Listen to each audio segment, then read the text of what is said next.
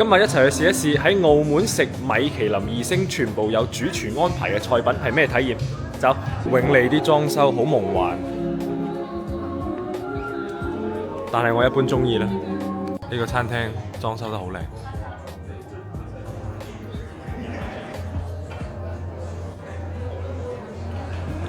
這上面好多花蝴蝶哦。呢度啲餐具都好靚，仲有專門放袋嘅小凳，係我最中意嘅綠色。第一道菜，上菜，西洋菜石斑餃，石斑配嘅海鮮，加咗啲芋泥啦、海鮮、帶子同埋魚子醬海鮮糊合，上面係魚子醬，我唔中意食。因為呢個龍蝦鍋渣咧，我哋係會選用龍蝦殼、龍蝦膏去夾嘅，因為嗰邊咧北方嗰邊咧係講普通話啊嘛，叫鍋渣，龍蝦鍋炸，煲嘅短短嘅。咁一橫然後一片嗰個叫係啦，鍋渣。呢入邊睇起身好似南瓜咁樣喎。一口濃嘅咁濃郁嘅，單單丁丁上咗個細羹，唔知一陣間食咩嘅蟹蓋。哦，哦，不一樣是吧？跟上次。哦，之前吃的是菊釀蟹蓋，菊現在是菊釀蟹蓋，釀那個蟹粉，菊釀蟹粉。就是如果係中意食蟹嘅，呢一個就簡直係完美，全部都係蟹肉。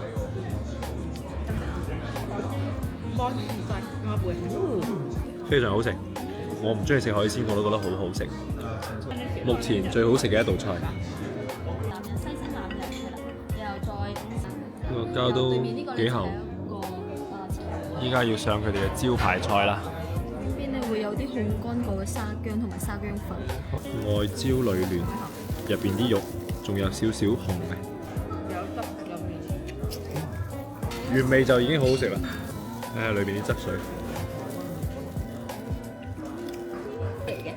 咬埋啲骨都好有味，啲骨。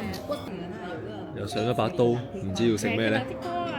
原來係食紫蘇牛油焗龍蝦嘅，展示叉功，一嘢撩晒出嚟。我對待龍蝦同你對待乳鴿係一個態度，成唔明白？而且呢個龍蝦同紫蘇啲味唔係好夾，好創新，但係類似鍋燒乾包。呢個就正啲嘅。鮑魚陣味我就中意啦。誒，這塊是生是嗎？這塊果生。哦，呢一碗鮑汁真係應該攞嚟撈飯嘅，但係好似喺呢啲咁嘅級別嘅餐廳撈飯有啲唔係好合適啊嘛。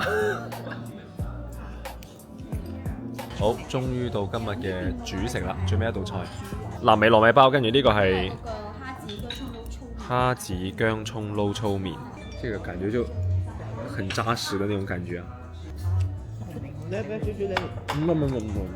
明啊。好飽。最尾一道甜品，千層糕加雪梨觀燕，好特別啊，好鬆軟。食到最尾會有個甜品餐車上嚟俾我哋揀我哋中意嘅甜品。玫瑰棉花糖。哦，玫瑰棉花糖。咁呢個咧？係呢個係一個橙花。哦，橙花棉花糖。哦。呢個金桔餅。金桔餅、栗子馬卡龍。哦，蓮蓉酥、開心果焦糖酥餅。我影俾你哋睇嘅咋，我唔食㗎，冇一樣啱我食。Hello， 大家好，我而家啱啱從澳門食完餐飯翻到廣州啦，趁熱打鐵講一講我對呢一餐飯嘅感受。5分滿分，我最多俾到3.9分。點解呢？兩大原因。第一個，我覺得搭配得好唔合理。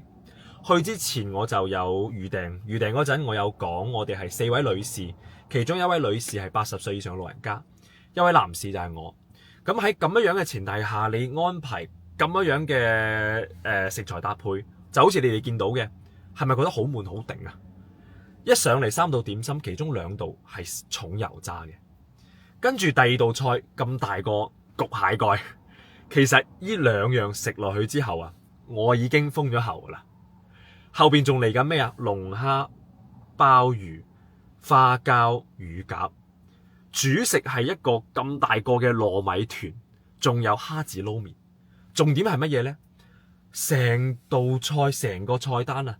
冇一道正常嘅綠葉紫菜，即係俾我感受係乜嘢呢？第一，你完全就冇認真對待我嘅呢一個消費嚇，冇認真對待我哋。點解呢？你好似俾我感受就係喺我俾你嘅預算之內，係咁樣堆食材，就完全唔去考慮食物搭配嘅合理性啊！呢個第一。第二呢，我覺得完全冇體現出譚師傅作為華人頂薪師傅，同埋喺大灣區咁頂級嘅餐廳做大廚應有嘅嗰種搭配水平咯，係嘛？即係唔係話客人去到你呢度食到幾好嘅食材，享受到幾優越嘅服務，我覺得最重要嘅係客人食完之後可以講出舒服呢兩個字係最有水平嘅啊！我覺得嚇。咁第二就係服務。服務呢，我哋一去到有一張凳啊，嗰個凳臂嗰度啊係有油漬嘅，可能係佢哋翻台嗰陣冇注意，一直就冇埋。第二點按照嚟講，你米其林2星嘅餐廳，你每一道菜之間一定要將客人面前嘅食物殘渣刮走嘅，呢一個冇做到。第三個，我女朋友嗰個蟹腳食到一半，放喺隔離我哋傾偈啊，咁呢，就服務員冇問佢，直接收走咗。咁當時我哋都喺度傾緊偈呵。就冇留意啦，佢耷低頭想食嗰陣就發現唔見咗啦。呢個我係覺得非常離譜嘅喺呢個級別嘅餐廳。所以呢，以上兩個原因就讓我對今次嘅體驗係大打折扣嘅。即係你要知道，我係消費緊5位數嘅喎。即係雖然我知道喺澳門呢個地方唔係話算特別多嚇，但係我冇感受到用心我從來唔係挑剔嘅人，但係呢，我消費我最關心嘅4個字就係物有所值。我唔要求你做到物超所值，因為物超所值冇可能，係好難嘅，我自己都做唔到。但係即係作為咁樣嘅餐廳，我覺得就好似我啱啱想講嘅咁樣，唔係話幾好嘅服務、幾好嘅食材，而係大家食完之後可以俾到一個大拇指話舒服。我覺得呢個先係最高境界咯。以上就係我對今日呢一餐飯嘅最真實嘅評價。唔知你哋睇完之後係咩感受呢？都希望同埋歡迎大家喺我嘅評論圈留言，推薦更多嘅好嘅餐廳俾我。我努力揾錢，咁呢，希望未來可以同大家一齊去體驗更豐富嘅生活，好嘛？